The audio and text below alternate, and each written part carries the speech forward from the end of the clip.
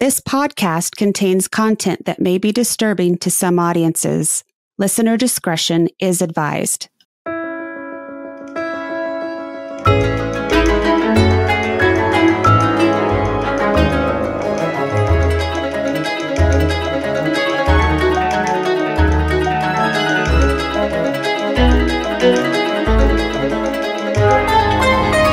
In asking about confidence levels, I feel like when you're competent at what you're doing, the confidence follows. And I'm lucky I've been good at a lot of things, different things in life, athletically, academically, professionally. So the confidence just kind of comes with the competency. Can you explain to us what an evidential medium is? Yeah, absolutely. So evidential mediums are connecting with departed people in evidential detail. And all mediums should be evidential. And evidential detail usually includes things like names, birthdays, death days, anniversaries, medical information, cause of death, aspects of their personality, significant locations, things that are provable and hopefully not Googleable. And that's what validates that a medium is actually connecting to the intelligent consciousness of a departed person. Have you always been a medium, or did this come later in life? So all mediums are born with the wiring to be a medium. I did not pay any attention to my ability as a kid, as a teen. I would say my late teens, I was kind of forced to confront it because it was happening with more frequency, but it wasn't a big deal. My entire family we are all a little spooky without any academic understanding of what that spookiness was all about. So we would gaslight each other like, oh, that's weird. You just saw a shadow person? We would just sort of blow it off. But yeah, when my dad got sick with cancer, the speed really picked up on the spirit contact. And it's like it was happening so frequently and in such applicable and accurate ways, which I really needed at the time. I was kind of forced to do a ton of research and figure out how to interpret those experiences so I could use my ability productively. Can I ask what a mediumship session feels like to you? Because I am a medium, but I'm a bit of a non-traditional medium, and I'm always interested to know what the experience is like from person to person, because I know that while a lot of mediums have the same toolkit, it's not always the same. So what is it like for you when you sit down to connect with the spirit? Well, I'm sitting down to connect with the client first and foremost, because what we do is emotional labor. I'm sure you would agree. And from there, I just kind of throw on the lights, so to speak, and see which departed people are around them. And it's kind of at that point, just like having a conversation with two people at once. And of course, more departed people usually show up in a standard reading. You know how it is. There's always 2, 3, 4 people trying to get through. Sometimes, there's dogs, there's, pet squirrels, whatever the case was. And it's just a matter of sorting out who's doing the talking and what they're saying. And then it's up to us to kind of deliver that message as compassionately and productively as possible. So it's one part interpretation, one part, delivery, right? Making sure that the information is coming across productively and compassionately for the end user. Yeah, I love that description, because that is a huge part of it, is the compassion aspect that can get lost occasionally. You talked about the experiences with your family. Do they also have these abilities? And were you able to talk about it growing up? Or were they supportive? My family is an interesting topic.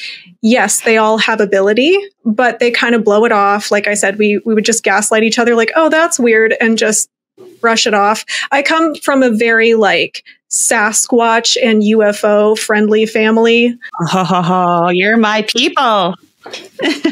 Me too.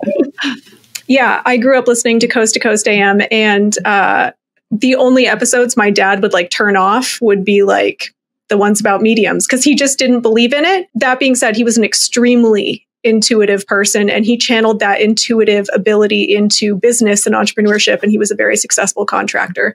So he was using it.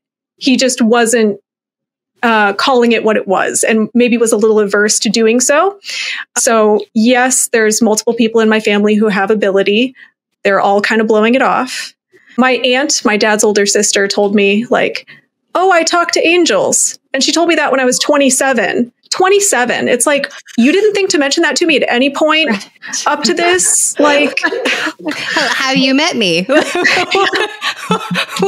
are we doing here? Did they do your family, what do you think? What do they think about what you're doing now? Because you left a more traditional corporate job to pursue this full time. Were they like, are you okay? Or I didn't tell them. They still don't know. no way. Good for you. Surprise. I mean, I support that. My family also knows little to none about what I do. It's just like the elephant in the room. It makes them all uncomfortable. So we just dance around it, Yeah. Yeah. I like to say the first thing, the first rule about Fight Club is we don't talk about Fight Club. So I don't talk about it. Yes. Yes. I love that. How does the information come to you? Is it do you actually hear spirits speaking to you? Does it come to you in pictures? Can you kind of explain how that works? Yeah. I have all of the clair abilities. There's clairvoyance, clairaudience, clairsentience, claircognizance, clairalience, and clairgustance. So I can hear, see, smell, taste, and feel physical sensations like heat, pain, cold, and emotions like sad, mad, glad, etc. So I usually have 2 or 3 of those clairs firing at once, and that's what allows me to have greater specificity in messages, is because I'm not just relying on one thing. I'm kind of using everything at my disposal. That's very rare. Yeah, I find that the way a departed person chooses to communicate tells me a lot about their personality. Like if they're very visual, they might have been artists, creatives, worked in visual fields. If they're showing me a lot of numbers, I'm like, were you an accountant or an engineer? It all adds up, pun intended. Math puns. I have a friend who has I don't remember the name of the smelling, but the clear smelling, if you want to say it like that. And that is the most interesting thing to me, because this is one of my best friends. So we will, we'll pull cards for each other, and we'll kind of sit and have little mini tarot therapy sessions together. But she'll be like, oh, I'm smelling, and lists off this delicious scent that I'm like, what? I want to smell that. That sounds nice. Actually, I did a reading this week. I was smelling avgas, aviation fuel for airplanes and helicopters. I was smelling that. And there was a pilot in the family anyway. So things like that give you a little hint about who's coming through and maybe what they're trying to convey. You seem to mostly talk to people's loved ones who have passed on. Do you find that you have a certain type of energy that is more drawn to you, or that you are more open and receptive to? In terms of what type of energy is attracted towards me, I have a pretty solid track record for connecting to departed people from all walks of life, all cultures, all languages. There's no language barrier in spirit. So I've done readings for, different ages, different socioeconomic circumstances. I'll connect to any departed person who has a living person who's receptive to the information if they've come for a reading. So you mentioned that your dad passed away in 2019. Have you ever been able to connect with him on the other side? I know for me, my father passed away when I was 2. And I've always wanted to or tried to connect with him, and I've never been able to. So I'm just curious, have you been able to connect with your dad? And is there a reason why I have not been able to connect with mine? Hey, that's a really good question. So yeah, my dad is around me all the time. All of my departed loved ones are around me all the time, including the aunt who spoke to angels, by the way. She has since crossed over. So I don't sit and strain for spirit contact. They pop in on an as-needed basis. I've just kind of taken a back seat. I'm like, y'all will just pop in if you feel like it, if there's something to say. So I'm not insistent upon it. And you will find, Melissa, that reducing the sensation of insistence around spirit communication makes it a lot more obvious and a lot easier. So you haven't done anything wrong. There's no reason why you can't connect to your own departed loved ones. They're around. They're probably just waiting for the right opportunity. I got to ask you, Melissa, where's the August birthday around you? It's my dad. Okay, so he's just popping in to say howdy. And there, he's showing me a collection of 4 kids. Is that his siblings or you? 4. His siblings. Okay, so he's just acknowledging the 4 kids. He's talking about you surprising yourself in some way, because this is probably going to be a public reading. I don't want to go too far in depth there, but he's talking about you surprising yourself with your own resiliency or your own ability to push through. Do you know what he would be talking about? You don't have to describe it in detail, but... Yeah. Okay. I've had a rough life and I've always pushed through. So I guess that's probably what he's referring to. Yeah, they definitely can touch on broader themes like that. So if resiliency and pushing through is one of your superpowers, he's just acknowledging that. It definitely is. And one more thing. Where's an October? I'm a tough character. I can actually see that. He's also mentioning an October birthday connected around himself. That's me. Okay, that's you. So that's his way of validating that message I just gave you about being resilient is true and correct. He's saying, I agree with that statement. Here's a piece of evidence. Here's her birthday to validate that message. So I hope that makes you feel a little better. It does. Thank you. I always wondered, like, how he is, if he's proud of me. You know, I've kind of taken a few leaps that are not within my family tradition and wondered if he was okay with it. I feel good about him. I mean, I feel good about my life, but I'm not sure that the rest of my family would agree. In terms of departed family members, you never have to worry about them being disappointed in you, because when they cross over, they have to do a life review and they have to reevaluate everything they said and did and believed from the perspective of the living people it affected. And in doing so, they generate this sort of ultimate sense of empathy and they learn from it and they totally see and feel and empathize with your choices. And they understand the choices you've made, even if they are objectively wrong choices, which yours have not been. But for those out there who feel like they really got off track in life, if you're, getting back on track, they're thrilled. Departed people are thrilled as long as you're taking steps towards what is right for you, which might be very different than what they would have perceived to be right when they were alive. So I hope that helps. It does help. Thank you. That's no problem. That's good to know. I think that you described the empathy that they have from beyond the grave very beautifully, because so many people, I get the question, are they disappointed in me? Did we had a fight right before they passed and I wasn't able to say XYZ and I just want them to know that I'm sorry. And pretty much every time I say similar to you that those things don't exist for them anymore. Like they're looking at this differently because they are in a different place now. So I wanted to thank you for explaining it like that, because that was really interesting. I was just going to say, isn't it interesting how all these different cultures and religions get little bits and pieces of the truth, little bits and pieces of objective truth. And then it's just where the human imagination gets involved that everything becomes a cult. Yes.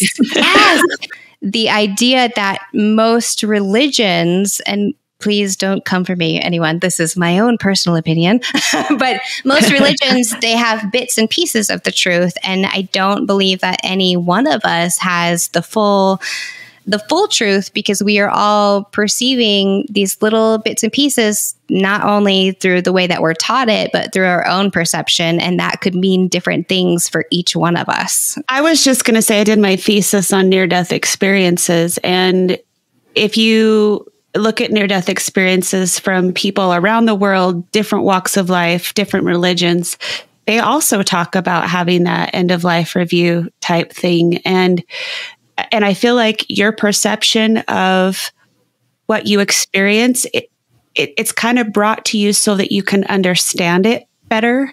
So it may not necessarily be the same for everybody, but it's brought to you so that you can comprehend and understand what's happening. Yeah. If that makes sense. Especially in instances where a person is having an NDE and they're supposed to come back. They're supposed to come back with a comprehensible explanation for their experience. Like if you're being sent back, you're supposed to talk about it. You're supposed to be teaching about it, usually. And it's like every spirit interaction we have, even in the case of an NDE where you're supposed to come back, I believe is constructed in terms of your personal frame of reference, in the sense that you'll have a cute metaphor for what you experienced and what implications it has for the rest of your life and the lives of those who listen to your story. The way that we were taught wasn't necessarily like this beautiful life summary. Like, look at all the things that you've learned. Look at the things that you struggled with and overcame. It was like, every single wrong thing that you've done is going to be shoved in your face, and you have to sit with those feelings. Yeah. Don't sin because you'll see it at the end of It's more of a means of like control to get you to behave and obey than anything else. So it's really healing for me to hear you talk about it. But I was wondering, do you ever encounter that same sort of fear in other people who are like, I don't know, that doesn't seem, no, thank you. I do find that people who have made, say, larger mistakes tend to be a little more averse to the idea of a life review. I mean, we're talking about living people. Right. In fact, I frequently joke that's why a lot of men are aggressively anti-spirituality. It's like they hate to think that there's something out there that could tell me what's in their search history. So I feel like people who are still alive, who are very anti-spirituality, anti-religion, life review, anti-mediumship, there's a reason for that. Right. Your quip about the men, hilarious. Thank you. You're not wrong. Do you have a partner? I'm sorry. That was an awkward way to ask that. No, not at all. I've been single for like 5 years. Okay. So no. Does your work as a psychic ever like come into play in that? Have you ever that's why I haven't dated in 5 years, is because there's absolutely no one suitable in my environment. And I don't lament the loss of dating at all, because it wasn't going that great before I started doing this work seriously. It was just like train wreck after train wreck. So just as soon not waste the time. You live in Alaska, right? So there isn't a very wide dating pool there. So I can imagine that would be challenge after challenge after challenge. Again, sorry to the male listeners, but why are men? So why? Yeah. And I just, I'm quite certain that the right person for me is not in this state. So probably going to have to get out of here sooner rather than later. So thanks for bringing that up. Is that where you were born and raised? My grandparents had a homestead. They were homesteaders. Cool. They came up here after World War II, and they just kind of eked out their existence from the land and lived here. That is so neat. I mean, that sounds really hard. I do not have the skills to survive, but I admire the people who are able to do that or try to keep those traditions. I'd get eaten by a bear. Oh, yeah. I was joking about that. I mean, I was actually looking through the photos the other night from the homesteading days, like building a cabin in the middle of nowhere. It does blow my mind that they were really like, let's start over with nothing. I mean, that's a pretty bold move. That's pretty boss when you think about it. Yeah. I noticed like in your podcast and such that you talk a lot about relationships and shadow work. Do you want to tell us a little bit about either of those? Yeah, I do actually. Actually, I want to talk about the intersection between those two things.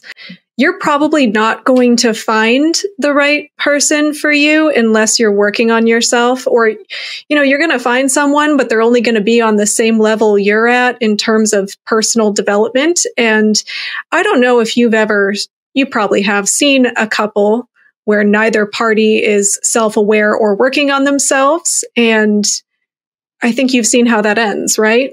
Yeah. Right. Yeah. Yeah. I really encourage women in particular, be self-aware, work on yourself, do your shadow work, undo your conditioning. And at that point, I think the right people will be magnetized towards you. Sounds a little spooky, but but I promise that's how it works. No, I agree with that 100%. I don't do a lot of love readings typically because most of my readings are more focused on shadow work. So 9 times out of 10, if somebody comes to me and I'm giving them a reading in whatever setting and they ask about a relationship, I say, I will answer this. However, we are not going to look at when will the right person come. We're going to look at what you need to do to be ready for that right relationship, because exactly it is so important to be putting the work in yourself and to be growing and developing as a person. So I love to hear other people talking about that, especially because in the world of social media, love readings, there's so many people out there who just want to hear that the person that just broke up with them is going to come back. They really miss you. You know, the clickbait love readings that we've all seen a million times that I think are not necessarily the most helpful thing to be adding to the spiritual world. Do you have a lot of clients who are looking for relationship advice? They're looking for it, but much like you just described, I sometimes have to explain to them, there's some other things you've got on your plate to deal with first, and just trust that the right person will find you at the right time if you are where you're supposed to be, when you're supposed to be there. So I do have that conversation with clients like, we'll talk about that, but these are your other priorities. Same vibe. Would you say that's what shadow work is about? Can you kind of describe how you would talk to people about that? Yeah. So shadow work is always for you. It's not to elicit some external response from your environment, be it, finding the right person or getting the right job. You do it because it feels good to resolve the things that are holding you back. So it is first and foremost for you. And then a pleasant side effect, the icing on the cake, if you will, is when you find that right person or they find you. I love shadow work.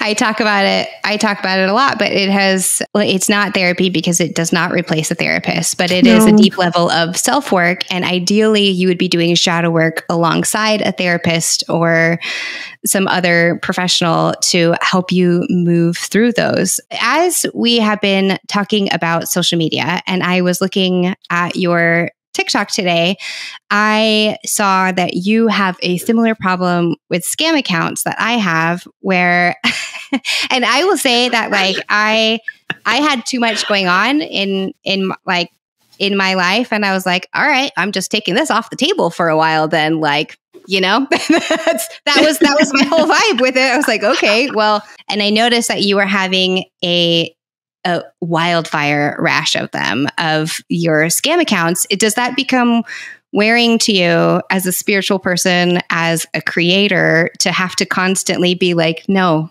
it's not me? Right. Yeah.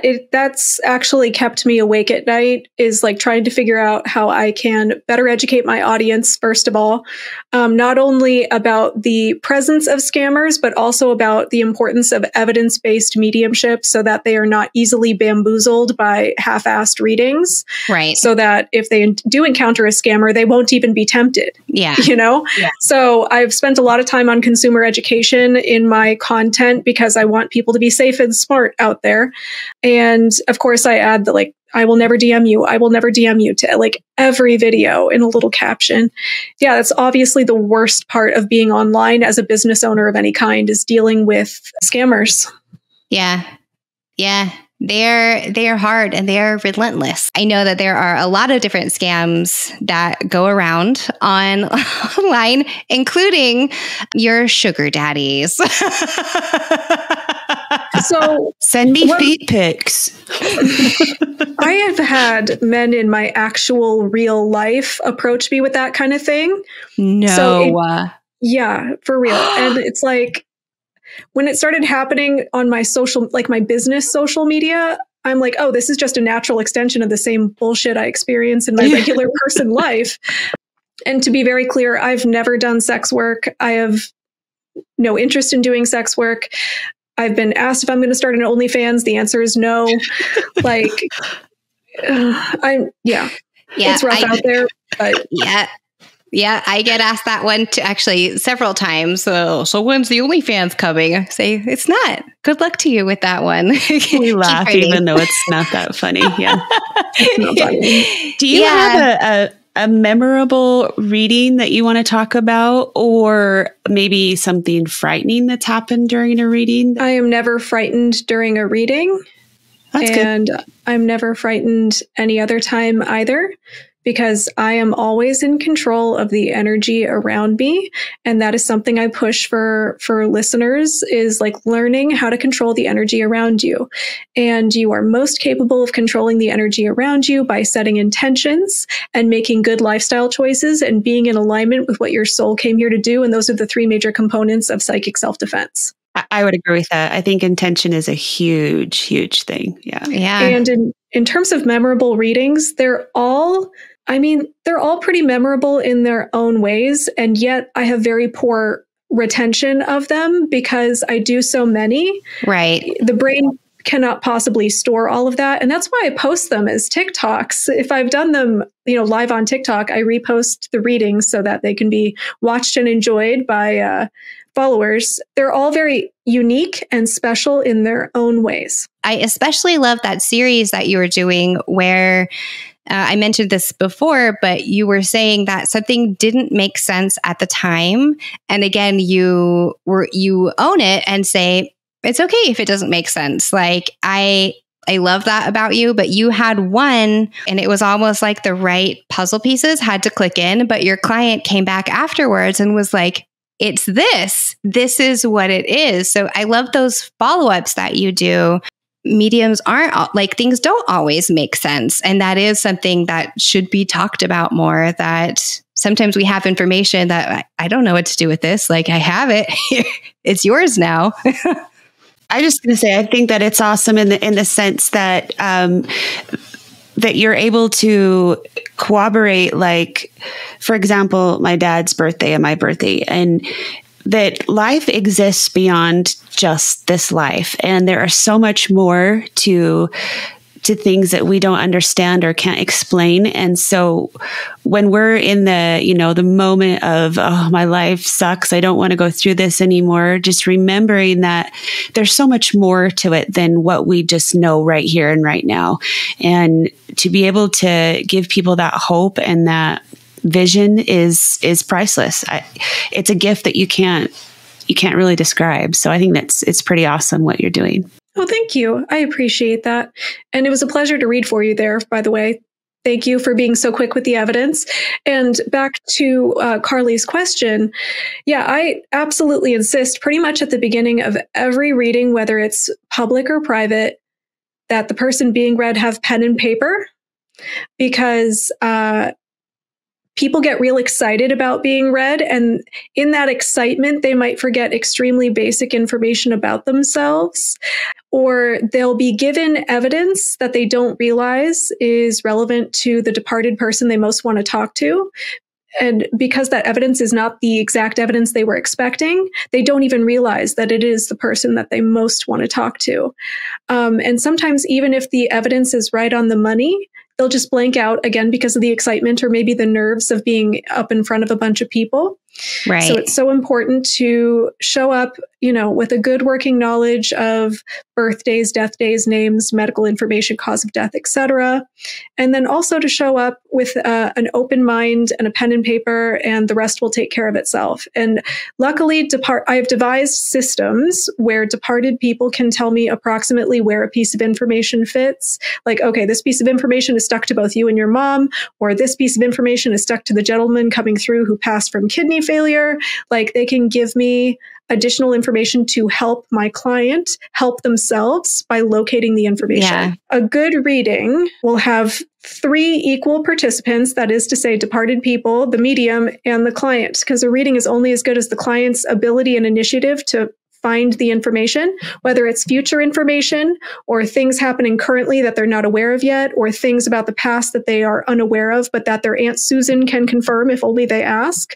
I want people to write things down. Do you feel like when you do readings that what comes through is kind of what that person needs to hear, or what there's supposed to hear as opposed to what maybe they want to hear? Yes. In fact, that's part of my intention setting. Like when I walk into a reading, I have my standard intentions. Some people would call it a prayer, but it's more just like me outlining my expectations for the interaction. I only want to give my clients the information that is in their best interest to know and the information that will be the most productive for them. And yes, sometimes that will be something they don't want to hear. And again, going back to that matter of professionalism, where I will deliver bad news as compassionately and productively as possible.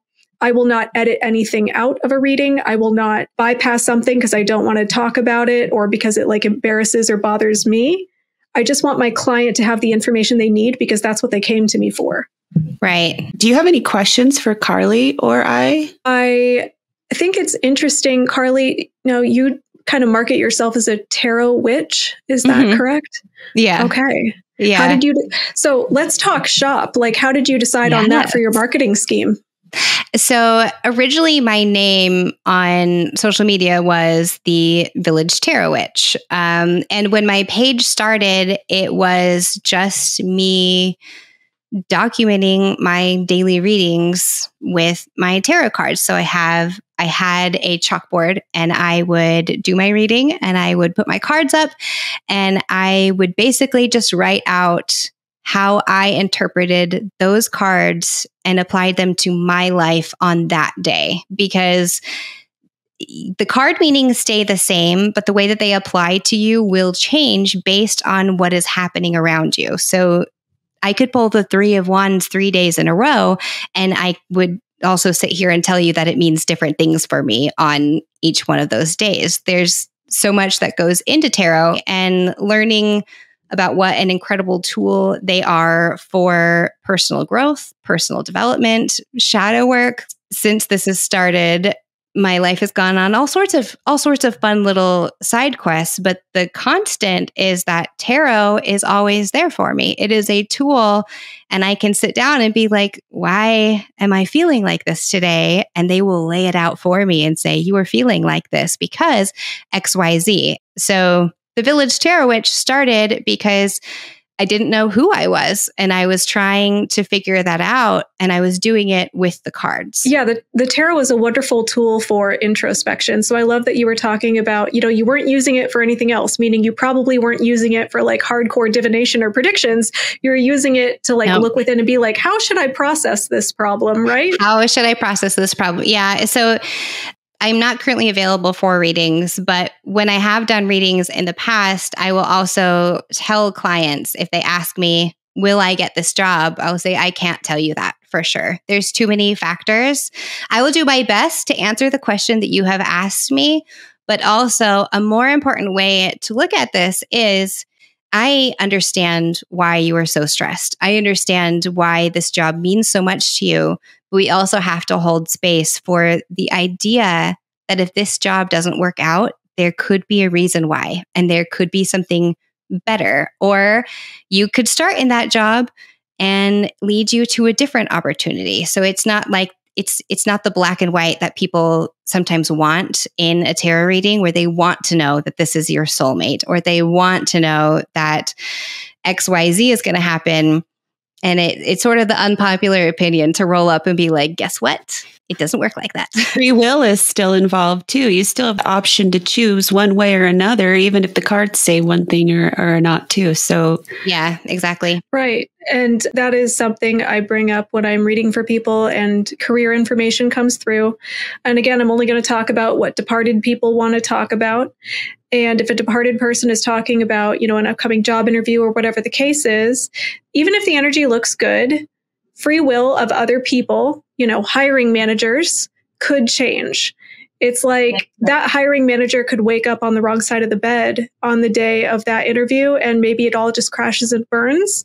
But the point is, there's always redirection happening. There's always course correction. So even if that doesn't work out, something more aligned to the client will probably arise at some point. So I think the The takeaway I was hoping to give to your audience is just that departed people want to help. They are omnisciently capable of helping, and that they haven't missed any aspect of your human experience. As evidenced in the little mini reading I just gave to Melissa there, Dad was clearly very aware that you've been through it, and he wanted to acknowledge that. So they haven't missed anything, and they see your accomplishments, they see where you're disappointed in yourself, and they're always in your corner, so to speak. So that's what I would like your audience to remember when contemplating their own departed loved ones. Thank you so much for coming on. Oh, let's plug you want to plug your social media? Yeah, I'm on TikTok. It's Andy Ray Medium. That's Ray, R-A-Y. And there's no punctuation. There's no weird spelling. There's no numbers. Just Andy Ray Medium. And it's the same on Instagram. And I'm always on TikTok doing live readings like 5 or 6 nights a week. So pop in sometime. I'd be happy to demonstrate.